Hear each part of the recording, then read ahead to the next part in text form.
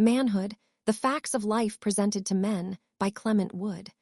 Full audiobook created for Quiet Place Archive. Enjoy the listening.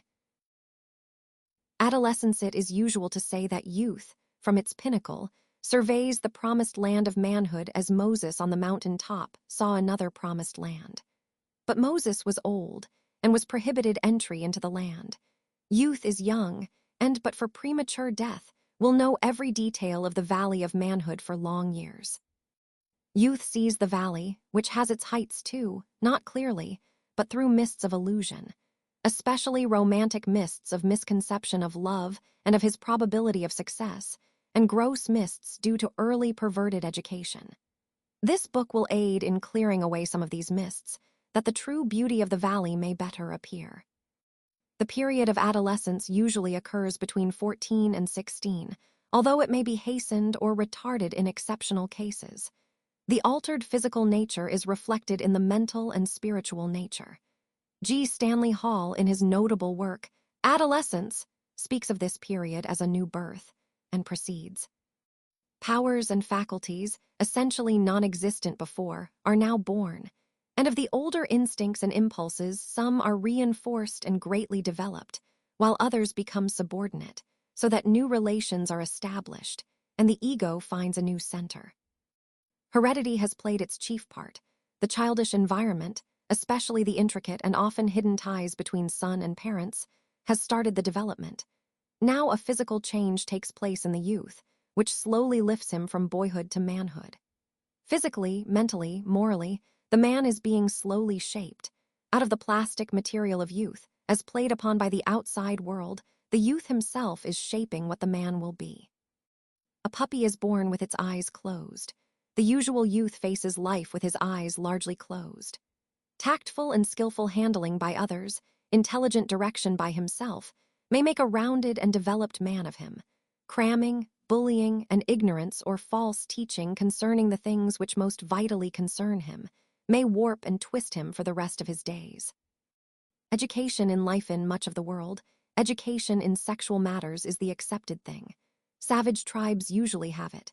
Oriental civilizations practice it today. Our ancestors, down to Christianity, knew it. But the pendulum went so far in this direction that Christianity adopted the opposite extreme. The body it held was worthless. Along with all of this world, only the next world was important. Everything of the body was vile, everything of the soul sacred.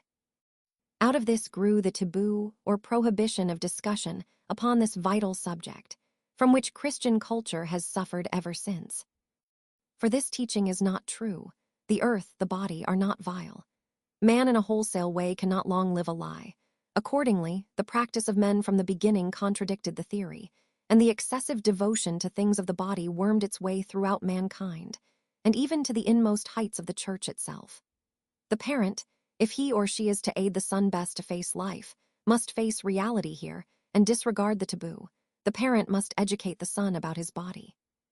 Suppose the parent keeps silent, as too many do. Does this mean that the son will grow up, a pure and unstained Galahad, until somehow instinctively, on his marriage night, the truth is revealed to him in a lightning flash of inspiration? The contrary is usually the case. Boys will and must learn of sex and their bodies. They learn from chance hints dropped by their elders. They learn from books, even the Bible and the dictionary. Most of all, they learn from the more corrupt and less restrained of their companions. Undirected, they are almost sure to get a gutter conception of sex.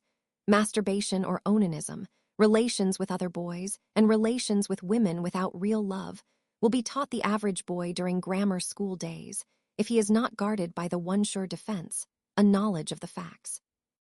This knowledge is the more valuable, if to it be added to a restrained example on the part of his parents.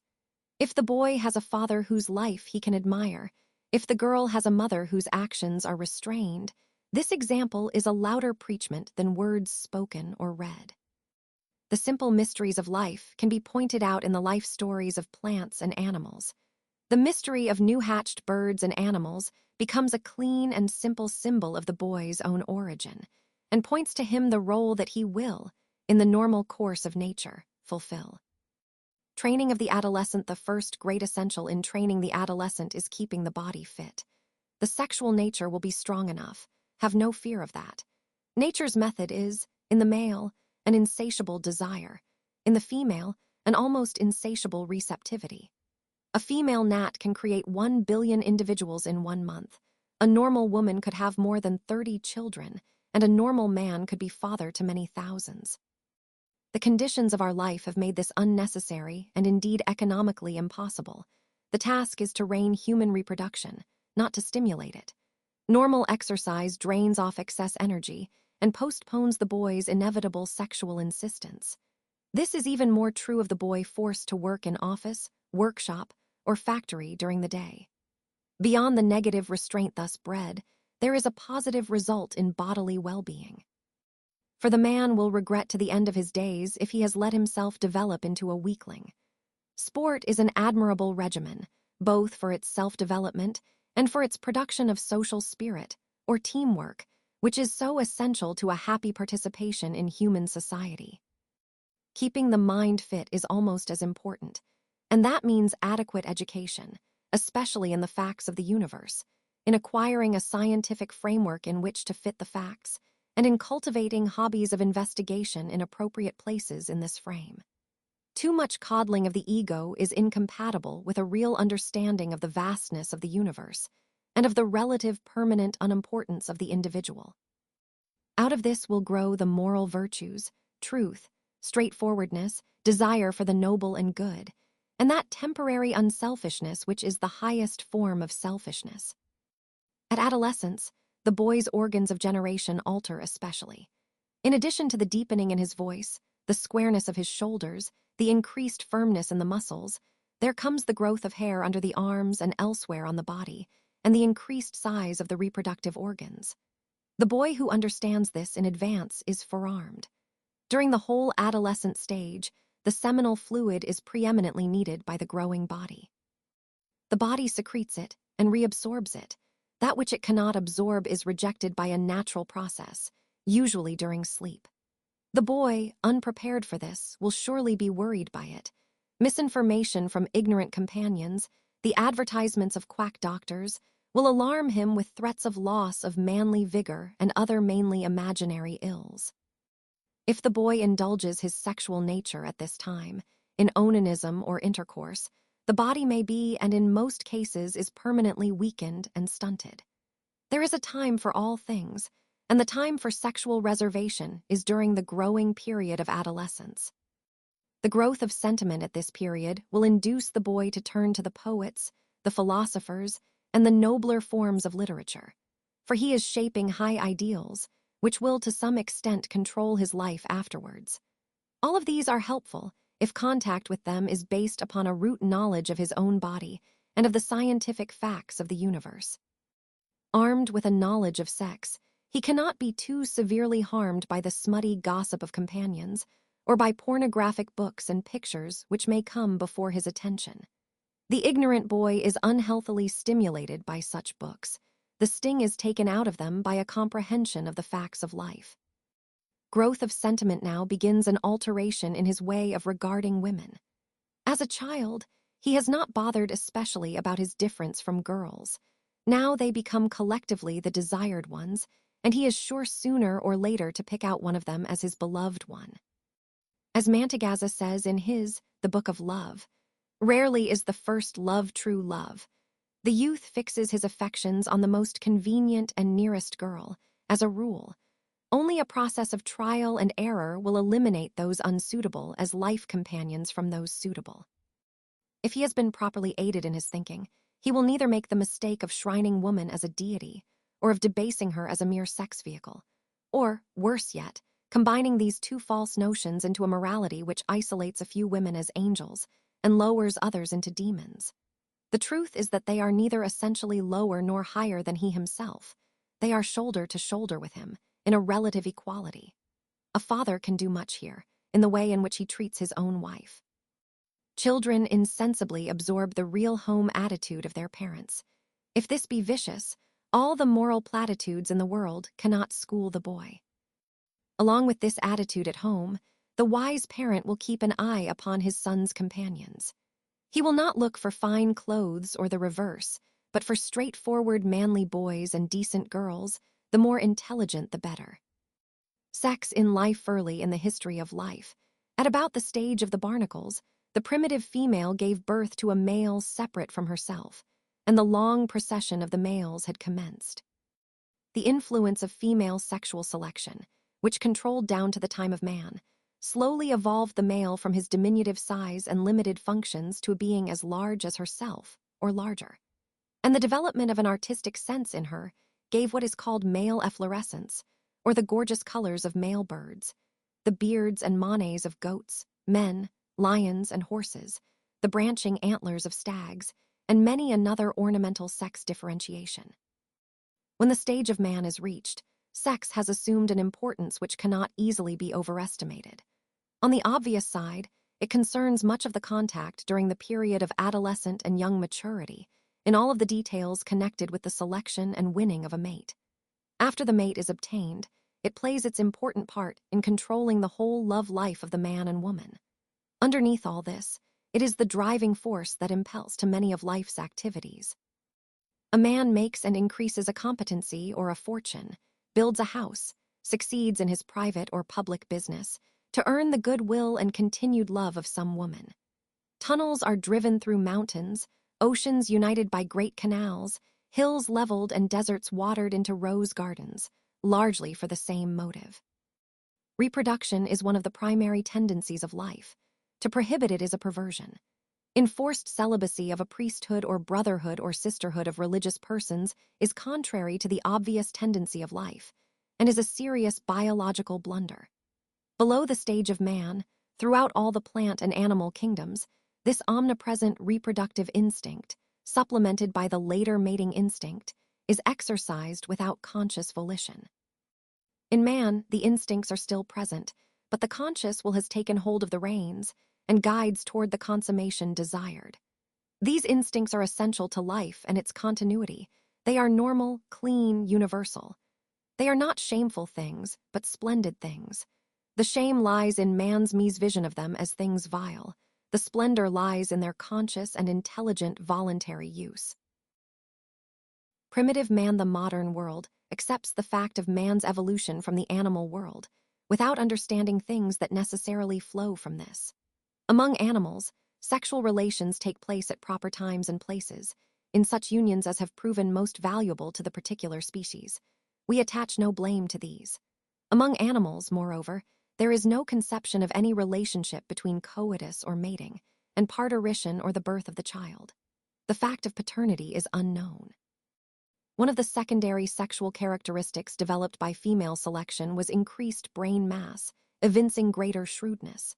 Thus female choice developed in the higher mammals, and especially in man, a reasoning power, and this in the end dethroned her. Among primitive races, paternity is unknown. There are races existing today which do not understand it. An African chief was asked by a puzzled Christian missionary, "But have you no children?"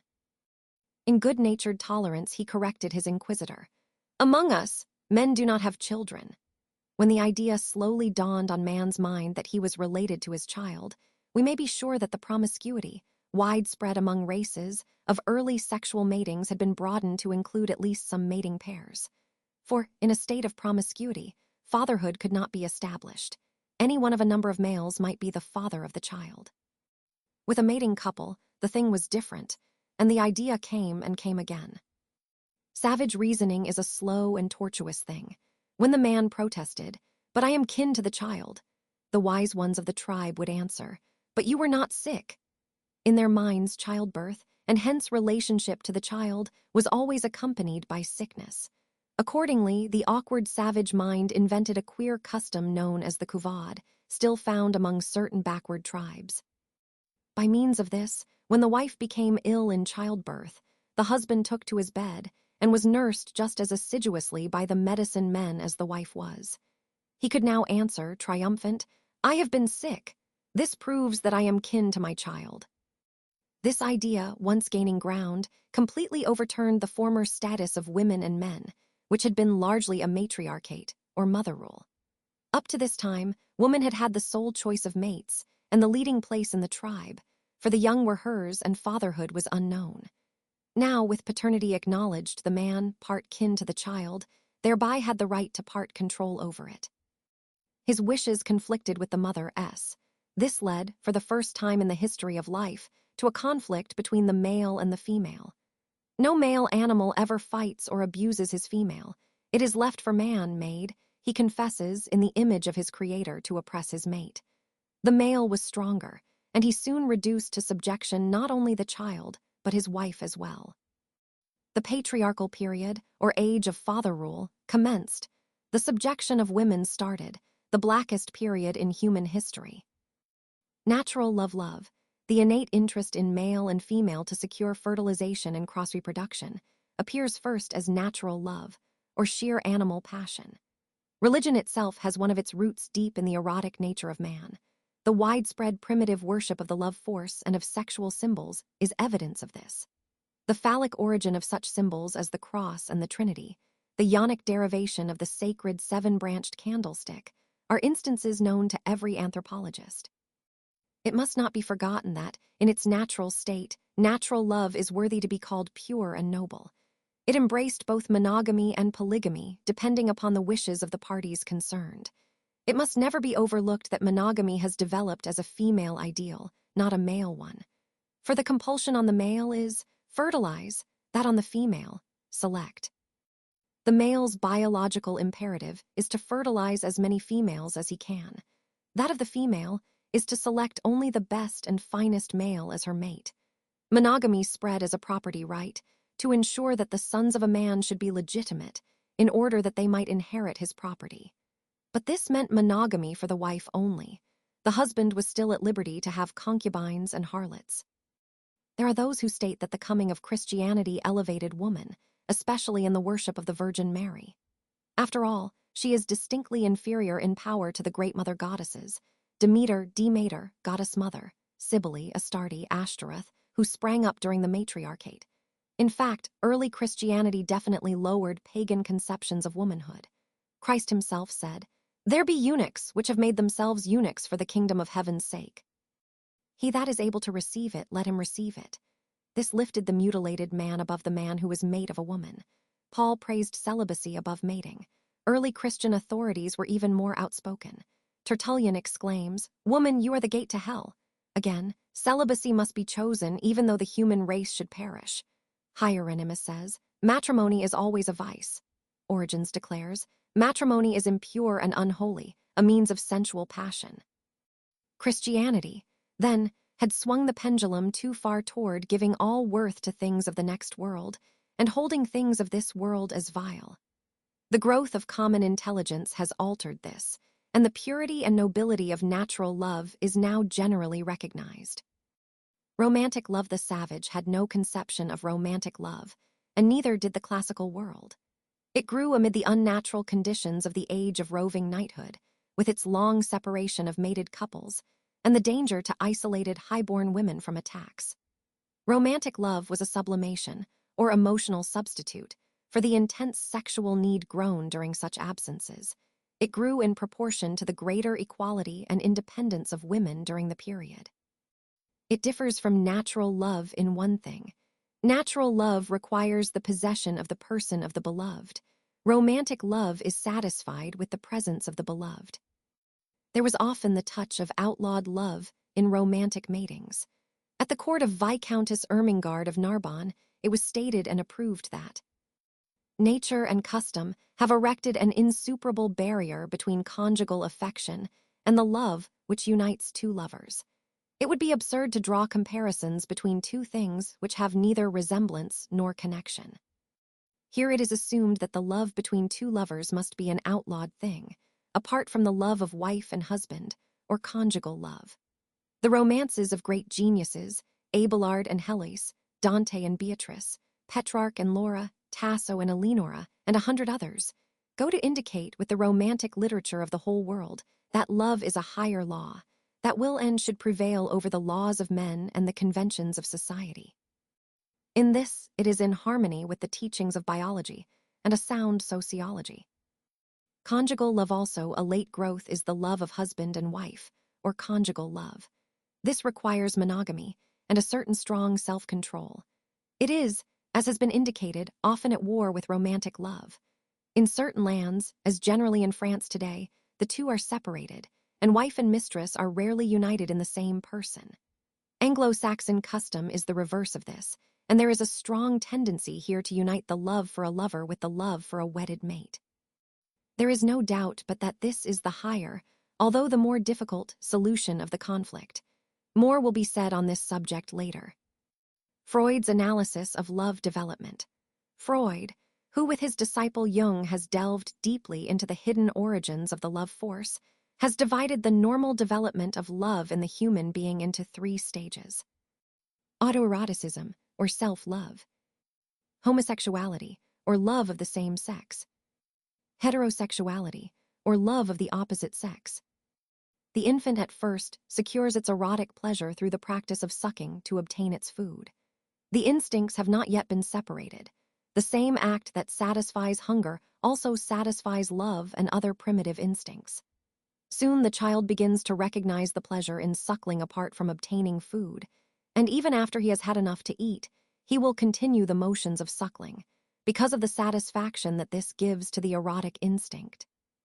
Then the child discovers his own body and passes into the stage of autoeroticism, narcissism, or self-love. He obtains a pleasure from handling his genitals and other parts of his body, a pleasure for which he is soon punished by his elders as something naughty. Normally, he will grow out of this stage into the next, but he may become fixed erotically at this stage and continue for life an autoerotic. Such rare cases find their sole sexual pleasure in onanism, and some vestiges of the stage persist throughout life.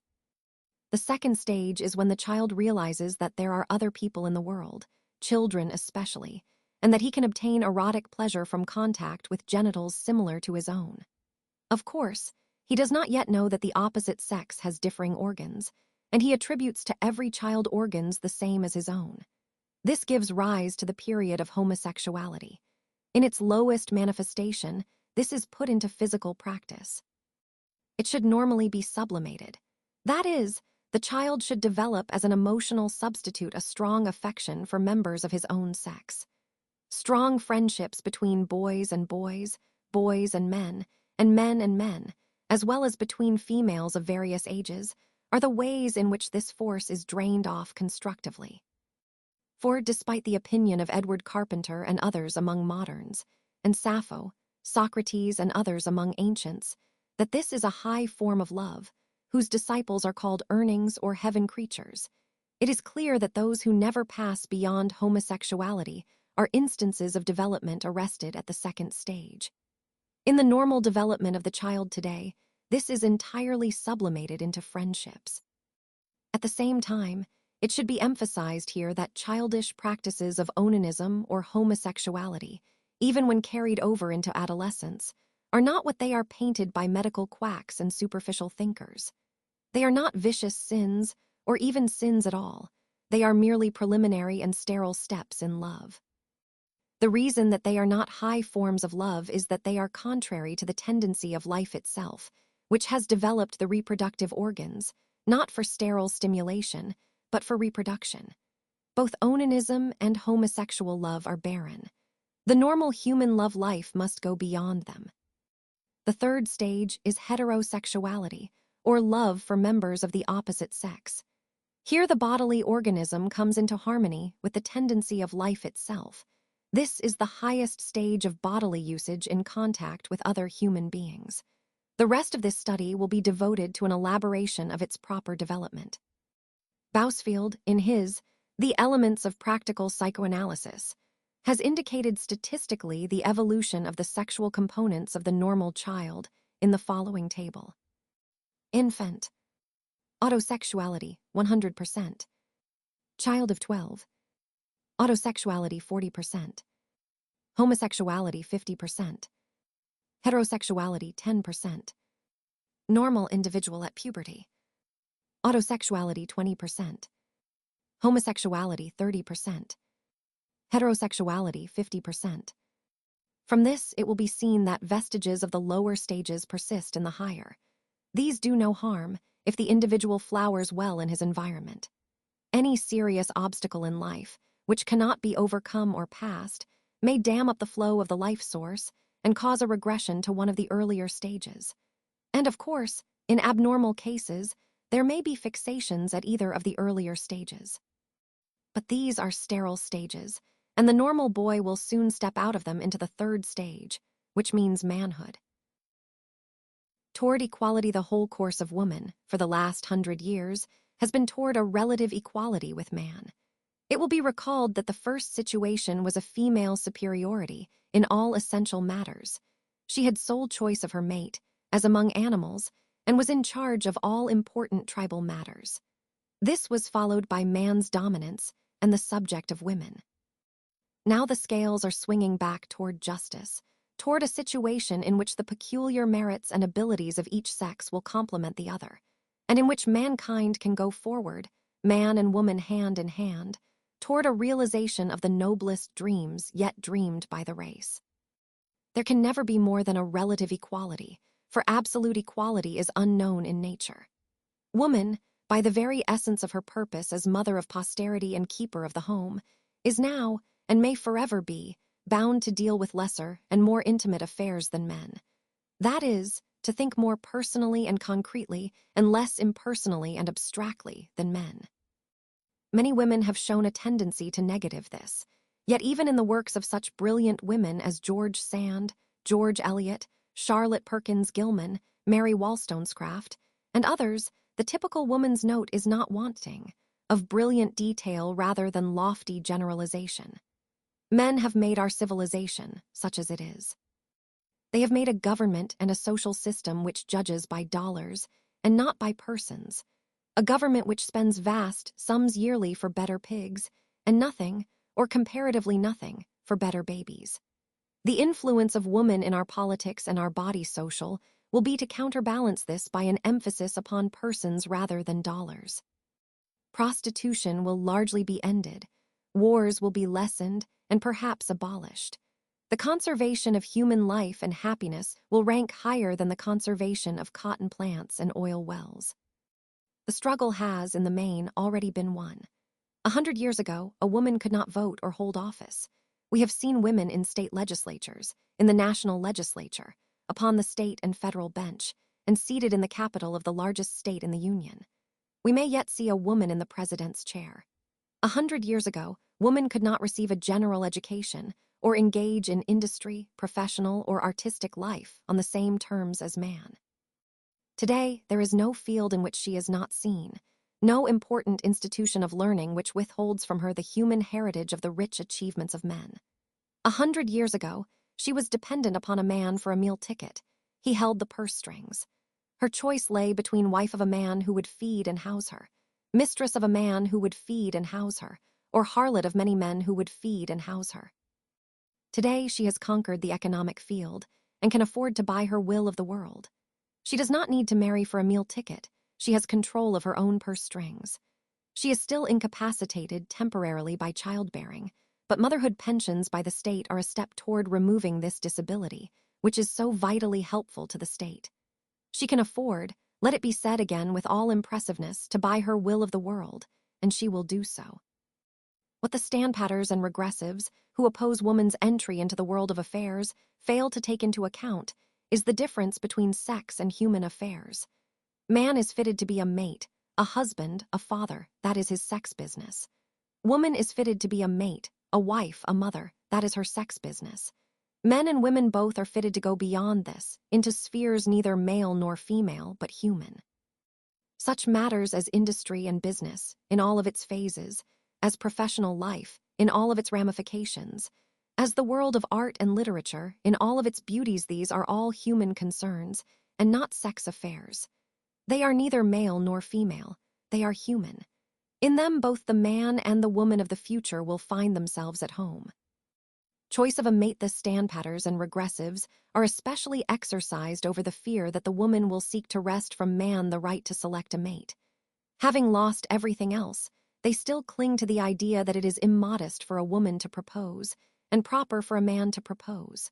During all the matriarchate, woman did the choosing, as she does throughout the animal kingdom. There was nothing immodest here. Indirectly, matchmaking mamas and designing daughters do much of the actual choosing here. When this is covered over with a veil of hypocrisy, a pretense that the male victims are really the choosers, the standpatters find nothing immodest here. There is an essential difference between male choice and female choice. The man, following the biological imperative to fertilize at all costs, starts out after a group of women, determined to capture one of them for his mate. Which does he capture? Of course, the one he catches up with first. And that means the slowest of the group, the one least fleet of foot, the one least fit to be the mother of his children and of the future. When a woman is wooed by a number of men, which does she choose for her mate? Not the weakest, the slowest, the one least fit to be the father of her children, but to the very contrary, she chooses normally the finest, strongest, best, wisest of all of her suitors. Woman marries upward, man downward. So it will be a good thing for the race when the choice is no longer, in public esteem, essentially a male prerogative, but is at least a matter of mutual agreement. There is nothing immodest, and everything modest in a woman's letting a man know, in all seriousness, that she is willing to marry him. The proposal, as well as the acceptance, would ideally be a mutual thing. As to children, the tendency of life, and the purpose of mating, is to have children. Economic organization today makes children a hardship, and indeed a luxury, in all but the very poorest homes. The very poor, at times impelled onward by their religion, which subserves the ruling economic class, ever desirous of a large number of the working class, proceed to have many more children than they can raise even with the bleakest necessities of life. The educated classes, with more background of culture, adjudge that they cannot afford to have any children at all, or can have only 1, 2, or 3. Statistics not so long ago indicated that half of the children born in this country died before reaching manhood, which means that the educated and cultured classes do not even replace themselves. While the country and the world is populated with the haphazard offspring, children born in filth and poverty, and yanked up rather than reared, of the poorest, most inefficient, least intelligent, and least cultured of the community.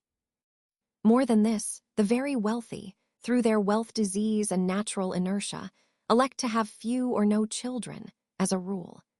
If men had deliberately set about framing a system of reproduction which would breed down the human stock, they could not have arrived at a better one than the present system.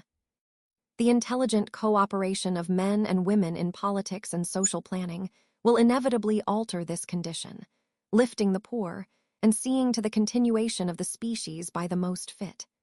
In fact, the despised poor, the past few decades, in various countries, have shown a commendable ability to lift themselves. It may ultimately be their efforts that raise the social level. The wise couple, having educated themselves as well as possible, and with some of the economic load of today removed, will mutually decide to have a normal family of 4 or 5 children. Fewer is unfair to the children themselves, and the fact of parenthood is one of the great helpful shaping influences on the life of any adult man or woman. It is an indispensable experience toward complete manhood or womanhood. Double and single codes down to the last 2 decades, men have insisted upon a double code of morality. By this, men were expected, as adolescents, to sow their wild oats, to enjoy women sexually, and then to marry a pure woman, and after marriage to have the right to continue their varied sexual experiences. Meanwhile, women were to be absolutely pure if they were to be on the market as wives, and if these were proposed to by no man, they were to gratefully accept the lot of spinster or old maid, and wither into a vinegary sterile branch, diseased with ingrown sex. The woman who took one step aside from the narrow path, who sowed one's smallest oatling, was thereafter damned, outlawed, a social pariah, the prey of every man. Needless to say, any woman who could be seduced by a man was at once lowered into the level of the prostitute, and virtuous women and ordinary men united in casting stones upon her in the daytime, while the men visited her at night. Saintly old Augustine phrased the vicious teaching: "Take the prostitutes out of human things, and you will disturb the whole world with lust." The prostitute, then, was to be kept in a living hell, to render the lot of the virtuous women the easier, not that men eased up in their attempts on the honors of wives and maidens. Needless to say, with the altered status of woman, with her economic ability today to buy her will of the world, she will not buy the iniquitous old double standard of morality. She may essay to buy a single standard for both, a standard of monogamy, pure and simple. It is doubtful if she could compel men to follow this, even if she had sole control of the purse strings, which she has not. But her actions, since her financial liberation, have not indicated that this is her universal desire. She will probably achieve a single standard for men and women, more elastic than the one mentioned. A standard by which men and women can select monogamy, a limited promiscuity, or whatever arrangement they prefer, so long as it is voluntary, and no advantage be taken of the young and the untaught. Duration of courtship. It is obvious that true mating must be contemporaneous with true love, true conjugal love, with as much of the element of the romantic as the parties can acquire. When love ends, mating becomes immoral. Yet it should not be lightly surrendered by either party. Any love relationship is a social thing, affecting parents and relatives, and properly including the production of children in most cases. All this should be soberly considered. It does not make love, but it should cause parties to consider carefully, in order not to give up love for a light or frivolous cause. Marriage is a difficult matter of readjustments, on both sides. Friction is inevitable, as in any human association. There must be a mutual give and take, a tolerance and forbearance on both sides. One of the soundest methods of prolonging normal love is a continuation of the courtship, on the part of both men and women. Wives are too prone, having become married, to assume that their chase, the sole object of their life being, they are taught, to marry a meal ticket, is over, and that the husband, tied to them for life, cannot escape. Accordingly, they neglect him, give all their attention to clubs, social affairs, and what not, or more commonly and seriously, give an inordinate amount of attention to their children, shutting their husbands out from the love and attention they are entitled to. This is one of the surest methods of killing conjugal love. Men, on their part, too often regard the winning of the woman as the completion of their chase. They have her locked and tied with a marriage ring and license, and can now stray and play outside the marriage fence with impunity. Or they may remain sexually faithful, while discontinuing their courtship, and substituting their business affairs for the former important matter of courtship. This is just as sure a method of ending conjugal love. The ideal arrangement means a continuance of the period of courtship as long as the mating lasts. Each party must make the effort a pleasant one, with rich rewards of keeping the desire of the mated partner alive and eager. At times, there is an advantage in a similarity of interests without the house, as well as concerning their joint home affairs. Husband and wife who can collaborate in any work are, as a rule, in a more advantageous position to retain their conjugal interest in each other. Each mating is an experiment, with the odds somewhat against continuing happiness, as life develops today. Only a fine and consistent attempt, a constant sight of the other's needs and wishes, a genuine sympathy or feeling with the partner, will preserve the average marriage. Yet the gain is no slight thing. There is perhaps no human gain in the love field as high.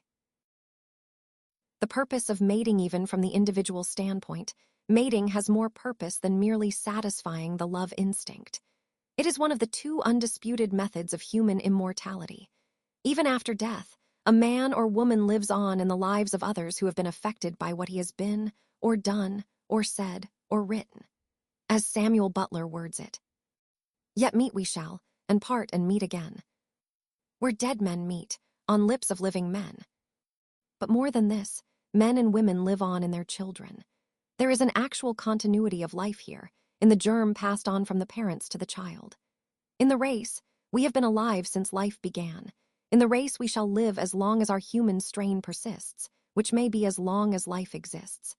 Since this is one of our conscious purposes, it lies upon us to make sure that our children have parents fit in every way to bear the future. This brings up the matter of the selection of the mate, from a broader angle.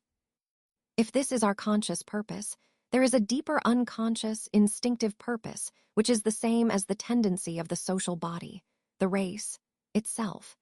Namely, the perpetuity of the race. It can only reproduce itself through its individual members. Each man or woman is an outpost in the eternal struggle of the living organisms to continue to alter as much as possible of the lifeless into the living. From the standpoint of the race, the choice of fit mates to give birth to the future generations of men is all essential. Our matings, it must be remembered, are largely haphazard. Accidents of propinquity, property-determined provisions of our parents, sentiments of pity or anger at another woman or man, these often determine a life mate. There is little opportunity granted today for the young man or woman to know truly the proposed mate. Although this situation is clearing, there is no methodical investigation as to whether the mate in mind is unfitted physically or otherwise. This demands more attention than man has yet given it. Marriages are not made in heaven, despite the wide belief. They are blundered into on earth, in the majority of cases. Mere desire, mere animal passion or natural love, comes easily. Unfortunately or fortunately, it often goes as easily.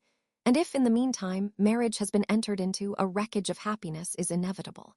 It is not easy for man or woman to develop an abiding conjugal love.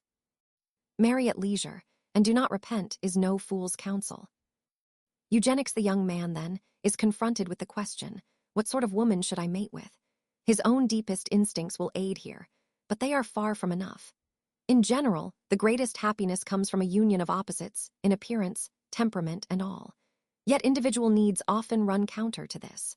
Nor, from the standpoint of the future, should an immense and overpowering love always control, unless the man is willing to forfeit in some cases all chances of having children. The racial aspect of the question is gradually being studied by the science and practice of eugenics. Eugenics is the science of good breeding, of having children well born. Its formulator, Francis Galton, defined it as the science which deals with all influences that improve the inborn qualities of a race. In another work, Galton expanded this, saying that the aim of eugenics is to check the birth rate of the unfit, instead of allowing them to come into being, though doomed in large numbers to perish prematurely. The second object is the improvement of the race by furthering productivity of the fit, by early marriages and healthful rearing of their children.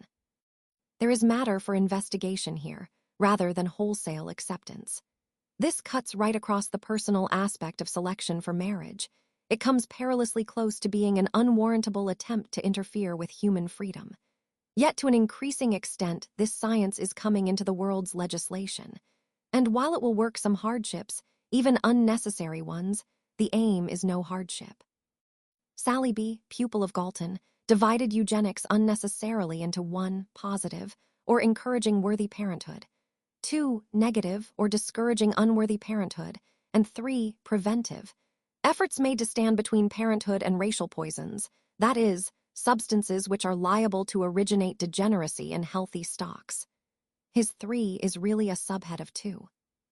Extreme advocates of eugenics say flatly that we should rather bring the propagation of the race to the level of the stud farm than that it should go on in the old haphazard way, which surely leads to catastrophe. Luckily, mankind will hardly follow this demagogic platform, even though we recall the legislative enactment of prohibition and the creation of the statutory crime of teaching Darwinism in an American college or school. It is true that we do not want science for domestic animals and chance for men, but there is such a thing as attractive legislation, as opposed to prohibitive legislation. Legislation offering an inducement to conduct held socially desirable, rather than legislation affixing a penalty to conduct held socially undesirable. Scientifically, such legislation is based upon the Mendelian conception of heredity, and there are extreme cases where science should, tentatively at least, insist upon the enactment of statutory prohibitions, not of mating, but of childbearing. A simple operation today alters man or woman so as to render them incapable of having children. In the cases suggested below, this may have to be applied. Switzerland, in 10 years, largely abolished a particular type of cretin, or feeble-minded, that had flourished there, by negative eugenics. It is a matter for scientific investigation as to whether such traits as feeble-mindedness, insanity, epilepsy, dipsomania, and syphilis are inheritable in such proportion that prohibition of offspring should be applied. Science, which once held consumption inheritable, has reversed its position today. On any of these questions, it may reverse itself, thereby requiring an alteration in the eugenics law. Eugenics in the future there are shrewd observers who do not view eugenics as tolerantly as we have done. Bertrand Russell, in his Icarus, says the eugenics will undoubtedly be adopted. This power will be used at first to diminish imbecility, a most desirable object. But probably, in time, opposition to the government will be taken to prove imbecility, so that rebels of all kinds will be sterilized. Epileptics, consumptives, dipsomaniacs, and so on will gradually be included. In the end, there will be a tendency to include all who fail to pass the usual school examinations. The result, he says, will be to increase the average intelligence and to decrease really exceptional intelligence. With charming impertinence, he proceeds to the alteration that may take place in moral standards, by which one man may be permitted to be the sire of a vast progeny by many different mothers. Yet such reforms, he mourns, will be handed over to the average official to administer. It will not be the type desired by the modern eugenist who may be selected as the father of the future, but prime ministers and bishops may be picked to be the fathers of half the next generation. His serious point is that government control of the matter will probably be used to produce a servile population, convenient to rulers but incapable of initiative. Viscount Haldane, a greater scientist, at least in biological fields, and a more brilliant critic, indicates that eugenics may come in by a pleasanter though more startling route. By 1950, he anticipates the production of the first ectogenetic child, or child born from a womb withdrawn from the mother's body, for all of the embryonic period. By a simple operation, he prophesies that science will be able to remove an ovary from a woman and keep it growing in a suitable fluid for as long as 20 years, producing a fresh ovum every month, of which 90% can be fertilized, the embryos grown successfully for 9 months, and then brought out into the air. The falling birth rate among many nations will be a strong argument for the adoption of this ectogenesis, and birth from the woman's body may become as antiquated as the horse buggy in an era of motor cars. This total separation of sexual love and reproduction will, he holds, profoundly affect current morality. The choice of superior parents for the next generation will advance each generation. From the increased output of first-class music to the decreased convictions for theft. As he wittily summarizes, so the foremost thinkers of today deal with eugenics. What the scientists will offer is suggested here. What the state and national legislatures may do with scientific discoveries is a far different matter. Things may not move as briskly as Russell and Haldane anticipate, but the individual should favor all positive eugenics, that is, adequate medical inspection of each prospective party to mating, and mating only with the physically and mentally fit, in the widest sense.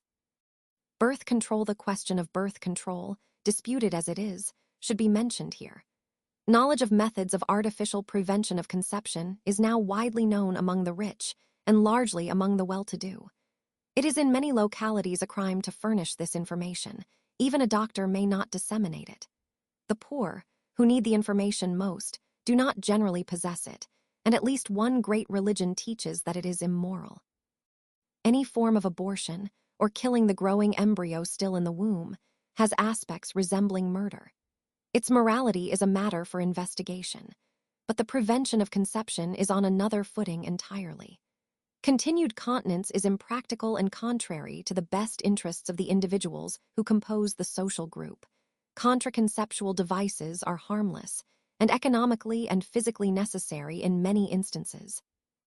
The laws on the subject will be repealed by an enlightened community.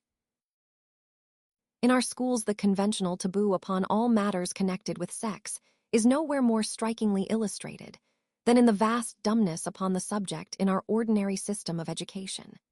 Great strides have been made in some subjects taught. Methods and matter taught concerning the physical universe, ancient and later times, languages and mathematics have improved amazingly in recent years. But after all, our happiness or unhappiness in life depends more upon our sex life than upon all of these subjects put together. What do our schools teach upon this vital subject? To answer concisely and succinctly, nothing. There is often a course in personal hygiene, but this avoids all matters connected with sex. Human physiology is taught only descriptively. That is, the child is taught to distinguish between his cerebellum and his small toe. But the important generative organs, their normal functions, their use and abuse, is left an immense gap in our pedagogic systems. This is based upon ideas which any educator will at once denounce, namely, that the body is vile, that it is nasty, that it is shameful, that it is wrong to talk about it, that it will stimulate undesirable conduct to have scientific information imparted about it. Meanwhile, we have the conduct without the stimulus. Yet the very educators who see that these root ideas of the taboo are wrong hem and haw when it comes to advocating proper sexual education.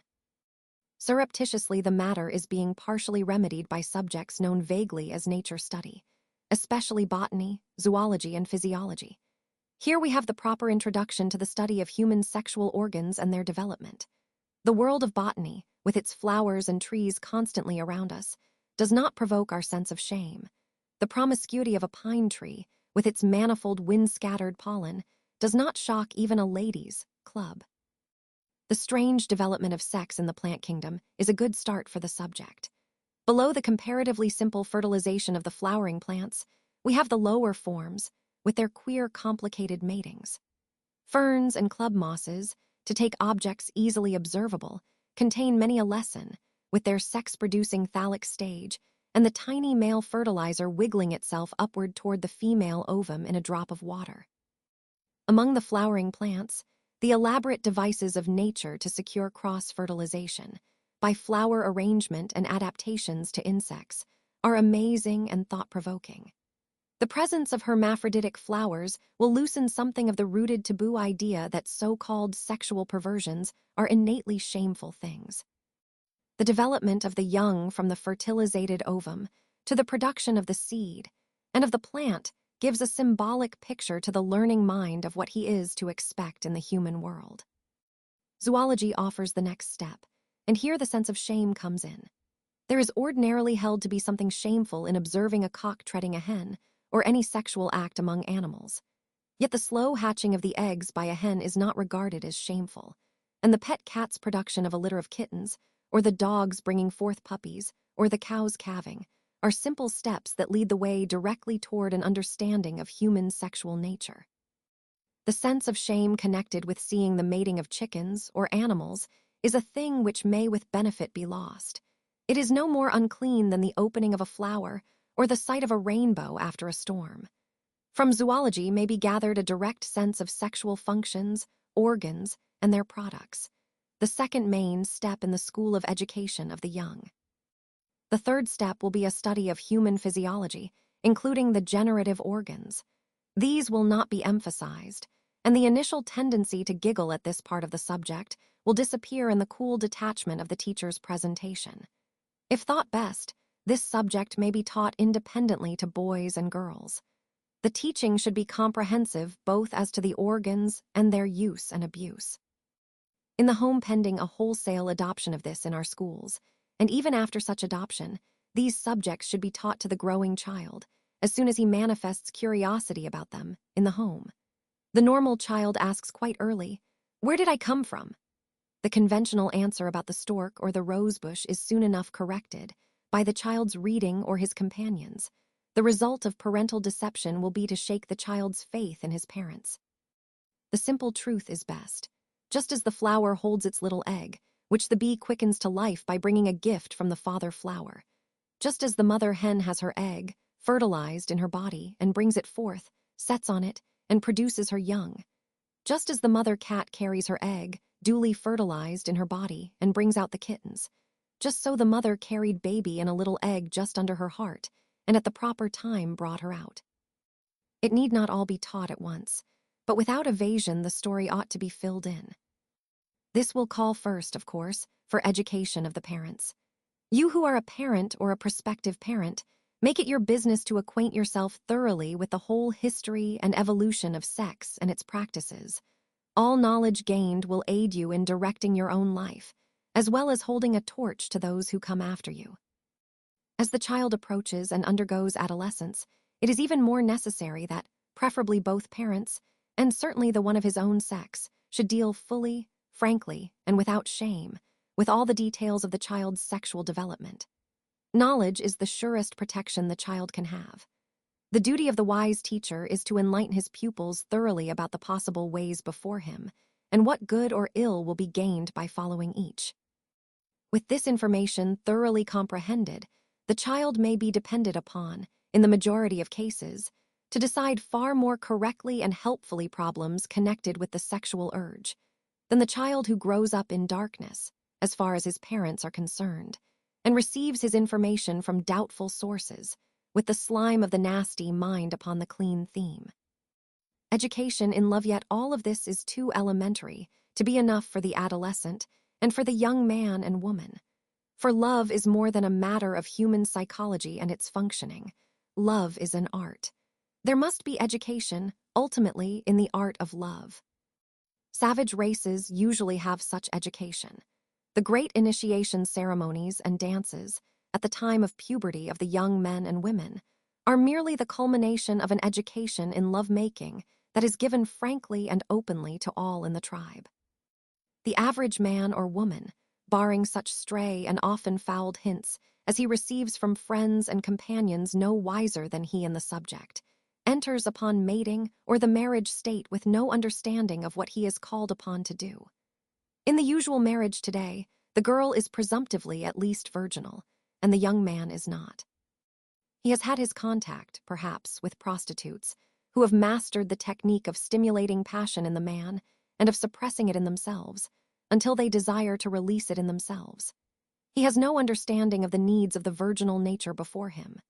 Frequently, he is profoundly disappointed in the fact that his shy and embarrassed young wife, who looks to him for the enlightenment he cannot give, does not stimulate him as the prostitute did. The prostitute regarded him as a matter of business, and did not call upon him to put forth his best efforts to see that she was physiologically satisfied. The wife's ideas are a vague blank upon this subject, but her physiological need is there. This poem is a concentrated statement of the usual outstanding differences. Love to man is leaping fire, dying with his fed desire. But in woman it will glow most when man would have it go. Hope no more of man than this. Maiden, when you take his kiss, that his loving will be done, when its victory is won. Do not scold her drowsy ardor. Lover, she will cling the harder, taught that your love, even at ending, lights a life for her long tending. The life lit at the end is her own life, as well as the generated child S. In other words, there is a profound physiological difference in man and woman in the practice of love. The average man comes to his passion quickly, and after his orgasm it dies as quickly. The average woman mounts far more slowly toward the crest of her passion, and long after the man's normal passion is gone, she is desirous. Maidenly shame will make her incapable of explaining this, even if she understands it. The duty is on the man to understand the delicate human instrument, and to see that the chords are not jangled. For love, it must be repeated, is an art. It should never be a hurried routine on the man's part, which leaves the woman unsatisfied. Least of all, should it be a hastened satisfaction of his own desire, upon an inexperienced woman, who may thereby suffer a shock that renders her frigid for life. Medical records contain case after case where the experiences of the nuptial night have wrecked the whole subsequent content of the woman, or, indeed, her reason itself. Young wives who commit suicide on the honeymoon are often impelled by the man's initial and sometimes unconscious brutality. Love is an art, calling for infinite tact and understanding on the part of the man, as well as the woman. Both lovers may go into it timidly at first. There will come soon enough, if love develops normally, when it will be splendid and wholesome and naked and unashamed. In the matured love, there is all consideration for the well-being of the beloved one, and a complete giving on both parts with no withholding. It will require an immense change in popular conceptions before any wholesale education in the art of love can be given in this country, indispensable though it may be to a right living and a happy loving. But the wise individual will educate himself, by extensive reading of literature upon the subject, and by personal contact with those in position to know. It is utopian to expect such education now. The general history of utopian ideas, however, has been that they were proposed, cried down and persecuted, and ultimately adopted. Restraint in youth there is no more common gossip. At the time the young man reaches puberty, then that sexual intercourse is at once necessary to him. This is a false teaching that not only reaches him from his companions, but is also spread by many of the old-fashioned medical men and more up-to-date quack doctors. The youth man is told that, if he does not indulge, his organs will wither and atrophy, that he will suffer that largely imaginary ill, loss of manly vigor or loss of manhood, and will, by his restraint, render himself thereafter unable to be a father. This is, luckily for the race, a stupid falsehood. Until full physical growth is reached, the body needs to reabsorb the seminal fluid and use it for growth.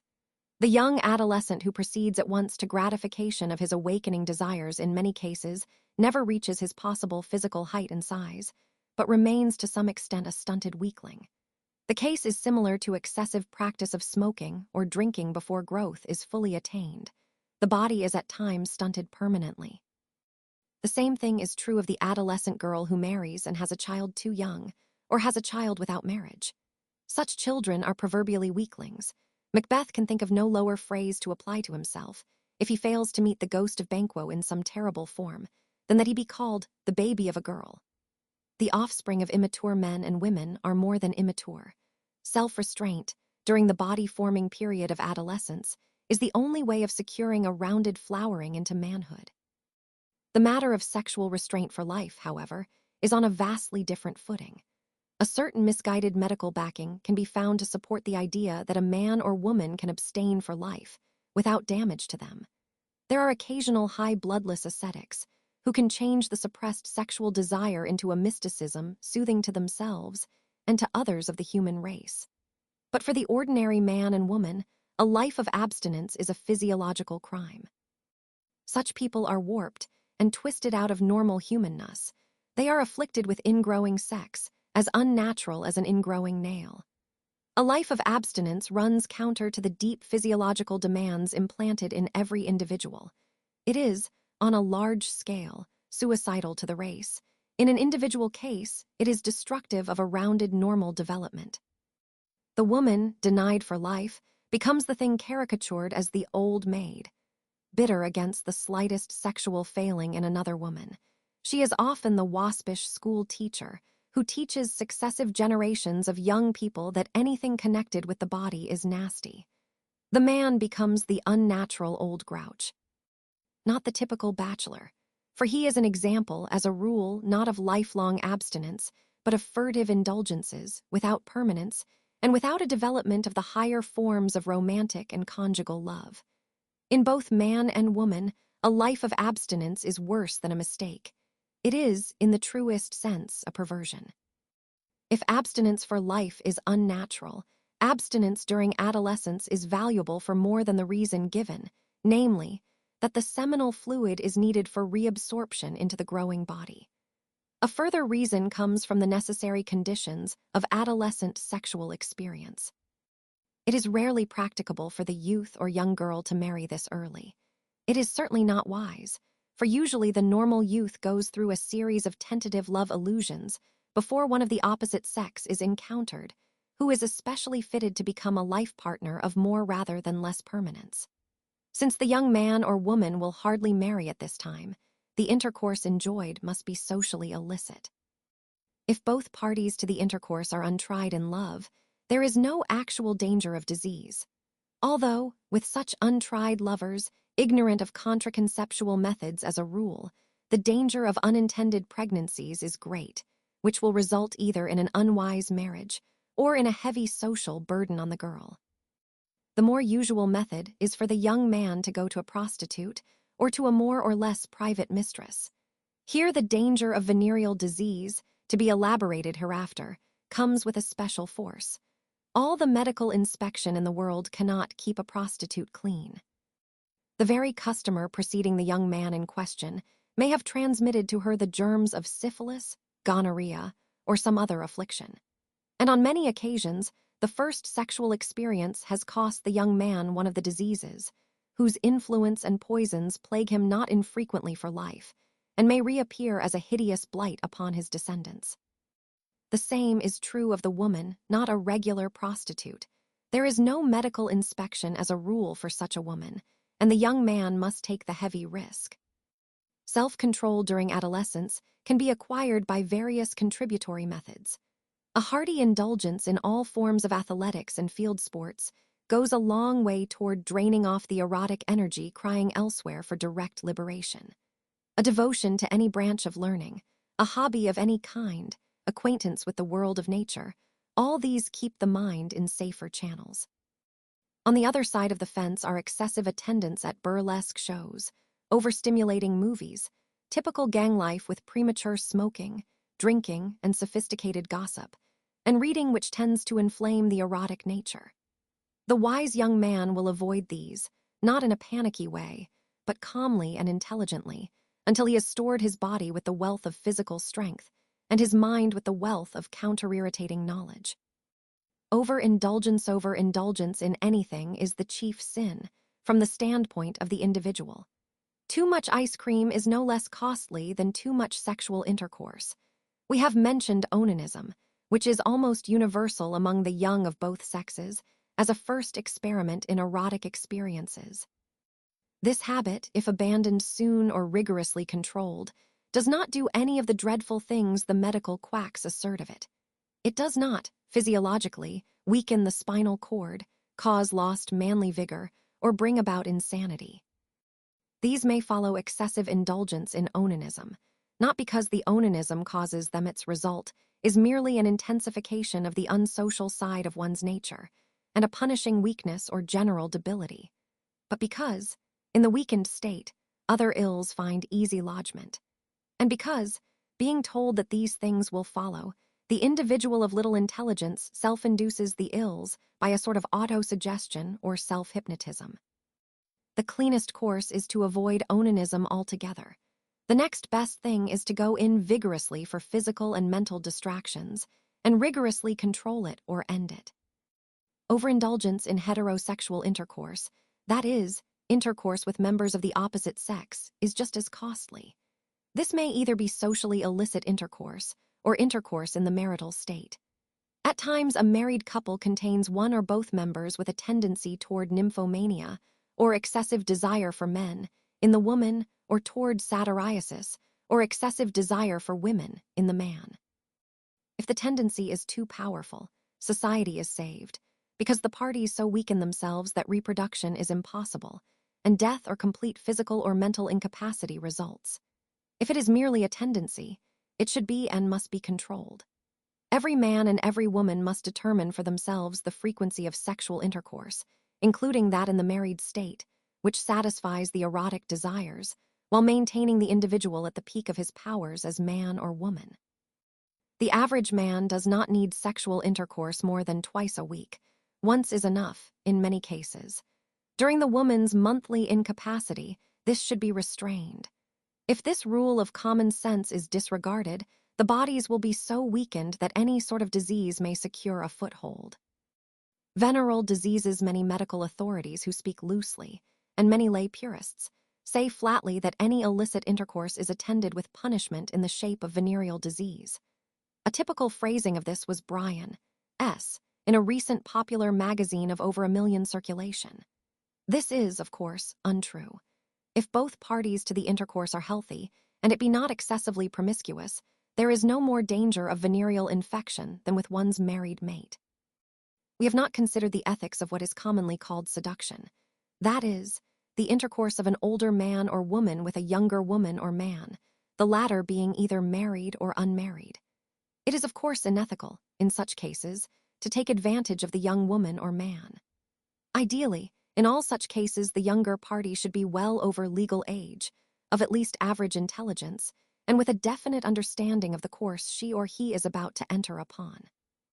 Any intercourse achieved by deceit or trickery, or taking advantage of the other person, is unethical.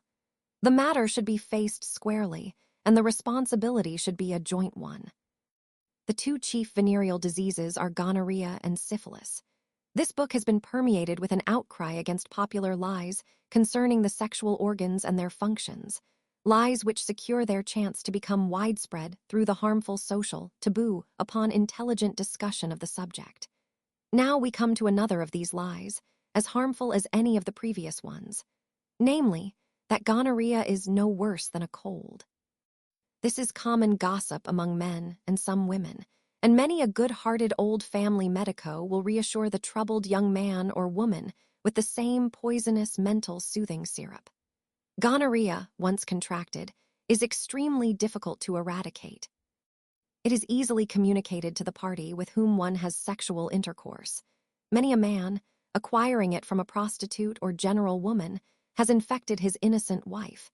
Many a man has infected an otherwise clean prostitute or general woman. Medical inspection of prostitutes answers only half of the need. There should at least be medical inspection of each male customer of the prostitute before the intercourse. There is more penalty than this to gonorrhea. The germs of the disease, or gonococci, often attack the eyes of children of parents, one or both of whom are afflicted with the disease. 25% of all cases of blindness are attributed to gonorrhea, for blindness to children is one of the byproducts of this disease ranked as no worse than a cold. Syphilis, the other chief venereal disease, has been called by eugenists one of the racial poisons. Any competent medical treatise will go into details concerning its 3 stages, its powerful hold, once contracted, and the details of symptoms and the long, painful, and expensive method of cure. Enough to say here that it causes general debility, affects every tissue and organ, causes skin and bone diseases, as well as arterial diseases. In its later stages, it produces paralysis, blindness, deafness, disorders of speech, mental enfeeblement, and locomotor ataxia, a wasting disease of the spinal cord.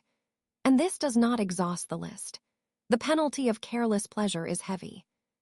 The British Royal Commission engaged in the study of venereal diseases reported, for the year 1912, the following. Personnel, working days lost. Home Army, 107,580, to 216,445. Navy, 119,520, 269,210. Men in the Army and Navy are required to live frequently an unnatural life, remote from their wives and regular mates. This stimulates the so-called sexual perversions and all forms of illicit sexual intercourse. Yet the figures for civil life, acquired by many authoritative commissions, are almost as high. Worse than the physical ills, in both cases, are the mental ills that follow the acquiring and gradual development of these diseases. The man or woman becomes imbued with the idea of his physical unworthiness, luckily for mankind, but destructively to himself or herself. If intercourse is indulged in while the disease is in the system, this requires a brutalizing and hardening of the moral nature, sufficient to allow the man or woman to run the risk of infecting another woman or man with the horrible diseases and their attendant evils. The governments of the world are now stepping into this tabooed field and doing much toward eradicating the diseases. In their first stages, a cure is comparatively sure. In the latter stages, the case is often hopeless. It is well, therefore, to act promptly on any suspicion of having acquired the disease. Go, not to some medical quack, but to a reputable physician, and sooner or later you may be able to clean yourself of the serious mistake in your sex life. Having once passed through the living hell of venereal affection, it is a safe bet that you will not willingly undergo it again. Chastity. The average mind defines chastity as abstinence. In this sense, lifelong chastity is, in most cases, a perversion. The dictionary defines it as pure from all unlawful sexual intercourse. This brings up at once the question of what is unlawful. If by unlawful is meant contrary to statute law, this definition is inaccurate, and there is not always virtue in such chastity. For there is a higher law, of which the statutory law is merely a tardy crystallization. The actual law changes before the limping legislature alters the statute. One state, South Carolina, denies divorce for any cause whatever. Yet parties legally divorced and remarried outside that state, who return to it and live in the second mating, are certainly not unchaste. If love has left a married couple, their intercourse thereafter may be called unchaste. And if one or both of the parties find love elsewhere and live it, this is chaste in the better sense. More than this, a female animal, even living in a state of promiscuity, as some by their natures do, is never unchaste, for she has always the power of selecting her mate or mates. Charlotte Perkins Gilman follows the best thought when she defines chastity, not as abstinence, but as selection. In this higher sense, chastity is a virtue. It may just as well be recognized that the moral standards of our culture are changing, at a greater rate than for the last 1,000 years. It has taken that long and much longer for woman to acquire enough inner power to set on foot the forces that could liberate her from her worldwide subjection to man. Now the forces have been liberated, and for better or for worse, the woman of the future will be a freer, finer, and better rounded human being than the woman of the past was. She has acquired education, a share in the knowledge of the universe in which she lives. She has acquired a sound body, fit to bear strong children. She has acquired a strong and well-functioning mind, thereby giving a better heritage of mental aptitude to her children, and thereby making herself more fit as a mother to direct them in their formative years. She has acquired a part control over the essential purse strings, the pocketbook, the economic power. She can no longer be bought and sold as a horse or a plow, but can herself buy her will of the world.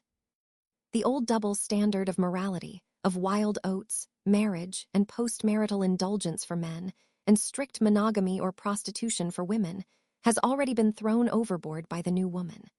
She can dictate to her prospective husband now, "Come to me with a clean body, or do not come at all. Do not expect, either before marriage or afterwards, to indulge in sexual wanderings that I may not share." She is not insisting, shrewd observers say, in an absolute monogamy, which runs counter to the sexual nature of the race. She is, instead, lifting man higher toward the strict monogamy enforced upon her, and at the same time is stepping consciously and intelligently a little lower than this strict monogamy into a world that will permit intelligent and regulated erotic experiments and experiences. For the sexual morality of the future will not be handed down in a ready-made decalogue by some future Moses from a White House sign, but will gradually evolve and crystallize out of sober and intelligent experimentation. It will never be a hard and fast series of thou shalt nots. It will be much more liberal, offering more than one way of allowed love life. Sexual morality, today and tomorrow the keynote of the new sexual morality is freedom, on both sides. This means, first, freedom from financial considerations. Love is a deep-rooted instinct, whose fruition means years or a lifetime of happiness or unhappiness for the individuals concerned, and the creation, in progeny, of the men and women of the future. None of these things can be purchased ready-made in the market for cash. A man cannot buy a woman's love, or a child to do him honor. Neither can woman or man sell these things. Yet under the present system, as a hangover of the past, these things must be bought. A woman, contemplating marriage, had to consider almost primarily whether her prospective husband could feed and house her and her children satisfactorily. All three, wife, kept woman, and prostitute, had to consider the financial. All three were lowered by the consideration. This element has been and is being taken out of the love life entirely. The result of this elimination will be wholesome all along the line. Love will be experienced for love and not for money. Second is the realization that marriages are not made in heaven, but on earth, and are, accordingly, human relationships of a contractual or quasi-contractual nature, which may be terminated like any other human relationship. Our whole method of mating is haphazard in the extreme. There is no provision for adequate knowledge of the proposed partner. There is the reverse of a certainty that this woman or man, thrown in contact with man or woman through proximity or unplanned causes, is a human organism so sensitive physically, mentally, and spiritually that it can cooperate helpfully with our own. Men and women make mistakes, in love choice as elsewhere. The new morality will propose a dignified way of terminating such mistakes. At the present time, the divorce laws hold in practice that the man and woman who realize their unfitness for each other and determine to secure a divorce are criminals, guilty of collusion. This, at least, is the law in many states and nations. Divorce laws in harmony with the new morality will permit a man and woman who have erred in their love choice to part as friends rather than as enemies. Thirdly, the new morality will by no means insist that all mating be within the strict palings of monogamous marriage. If a man or a woman, having carefully considered what will be lost and what gained by a wider type of love relationships, determines to risk the experiment without taking advantage of other women or men, this is an individual choice. And the new morality in all matters is giving the individual as much intelligent choice as it can, consonant with social safety. Such relationships are like laboratory experiments in eugenics for the good of the race. They may result in unhappiness, but the very discovery that unhappiness has resulted is a social fact which may aid future decisions. If, to the contrary, happiness results, this is also a social fact which may aid future decisions. The question of the home and the children is linked with this. Neither of these, as at present conducted, are matters of great human glory. Charlotte Perkins Gilman's extended studies of each should be read to get a new and intelligent slant upon our homes and our child-rearing. Motherhood is a great benefit to society.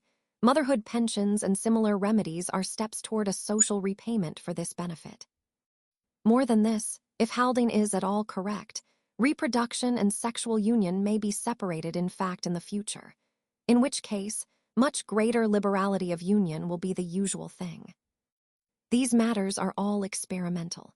The important thing is to look at them with something of a scientific detachment, rather than with a bitter bias and prejudice, based upon what Moses reported was said to him out of the thunders above a South Arabian mountain, or what the English common law or the Latin ecclesiastical law provided 1,000 years ago.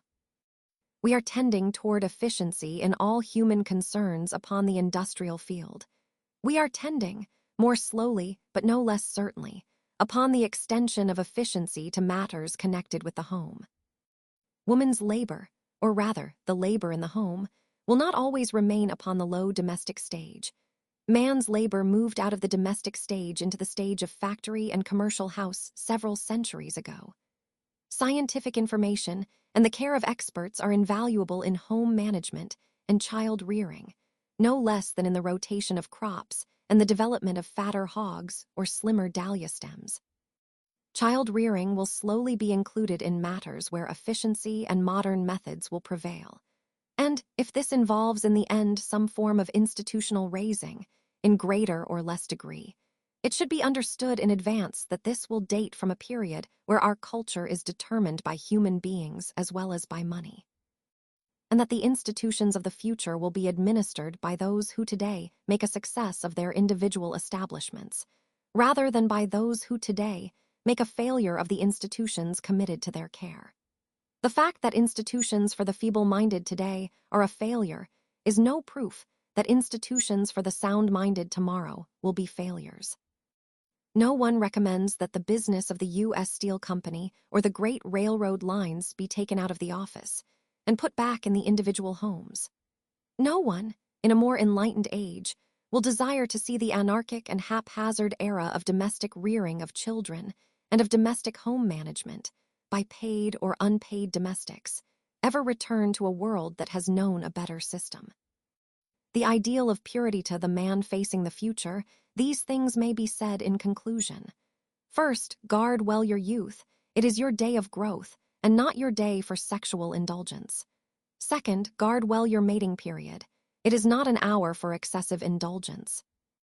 It is an hour for engendering mutual happiness and satisfaction in yourself and your mate, and an hour for intelligent direction of the upbringing of your children, so that they may be free from the poisonous and vicious ignorance that may have blighted or come near blighting your own life. Third, broaden yourself constantly. Keep your body at the peak of its physical fitness, and your mind at the peak of its mental fitness. Bodily fitness will go far toward preparing you for mental fitness. If you will feed your mind as carefully as you feed your body, with the food of man's best knowledge of the facts concerning the whole universe, and his highest dreams as embodied in art and literature, you will thereby make your soul or spirit fit as well. You will, if you are wise, elect an ideal of purity, Purity means a recognition that love is a matter, not of barter and sale, but of desire permeating body and mind and spirit. Love looks backward, around it, and forward. It is built upon the past, it controls today, it builds for the future. Blessed are the pure in heart, for they shall see God, said a great ancient teacher. It may well be that the pure in heart will be blessed because they shall see God within. Only by a life fit in every particular shall man attain to a development of that inner light, that innate Godhead, that contribution toward the development of the race's highest idealism in practice and thought, which is perhaps man's highest achievement on this dusty planet.